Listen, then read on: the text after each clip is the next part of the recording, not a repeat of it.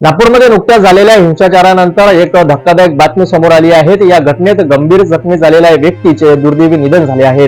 नागपूरच्या मेयो रुग्णालयात उपचार सुरू असताना त्याची प्राणज्योत मावळली आहे।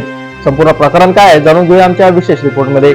नागपूरमध्ये 17 मार्च रोजी झालेल्या हिंसाचाराने संपूर्ण शहर हादरले होते। या घटनेत अनेक लोक जखमी झाले, त्यात इरफान अन्सारी गंभीर जखमी झाले होते। त्यांना तातडीने मेयो रुग्णालयात दाखल करण्यात आले।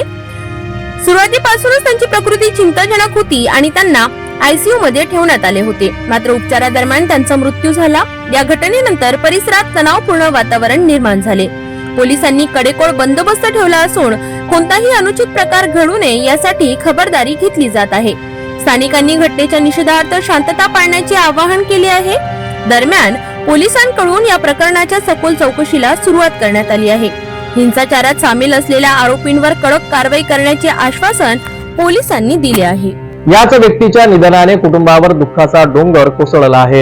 या प्रकरणातील दोषींवर कठोर कारवाई होणार का याकडे सर्वांचे लक्ष लागले आहे। पुढे अपडेटसाठी पाहत रहा सिटी न्यूज।